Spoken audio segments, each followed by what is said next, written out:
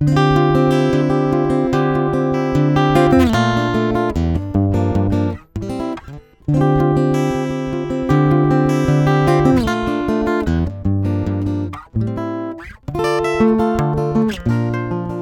was interested in bringing together materials of opposite properties. So the metal and the paper was how all of that started. So, and the whole linking process was a really big thing for me too. I was interested in trying to find ways of creating something that's quite beautiful out of very ordinary base kind of materials.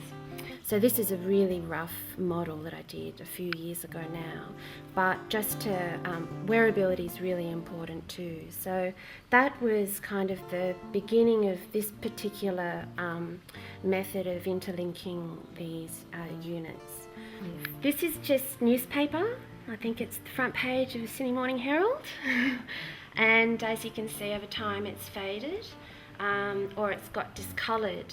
So that, when I was doing this series of works, that I didn't mind. I was looking at the ephemeral quality of jewellery and how nothing really lasts.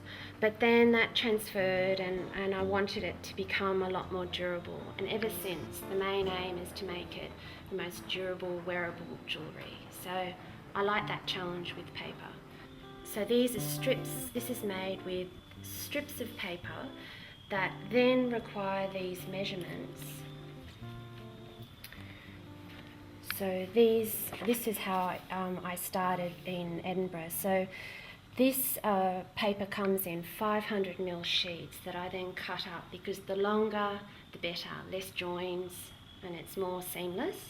And I had to work out ways to join multiple strips together. So it required measuring with a ruler and a scalpel and making incisions into the strips, and then this is actually woven onto cable.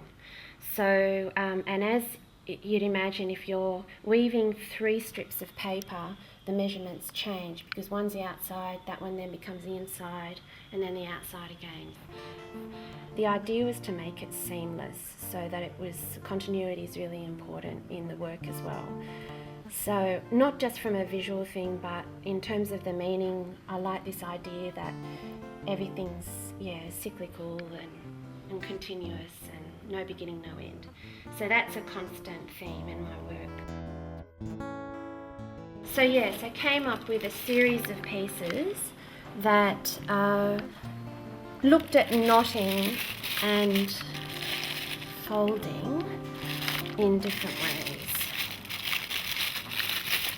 and trying to get things that were multiple kind of knotted linking forms. So yes, and they develop in intensity from these first ones here to these ones there. This is really important for me. I can't retain everything, obviously, and it's a way for me to develop the work and to look back on works that I've done a while back. And sometimes there's things that I didn't see at the time that I really, at that point, really want to pursue further.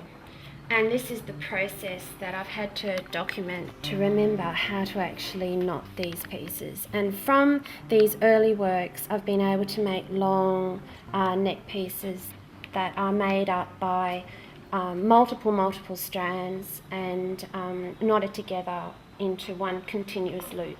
Well, these neck pieces, I really wanted to actually invest a lot of time in a mundane material. So these actually took 100 hours to make, and that was intentional.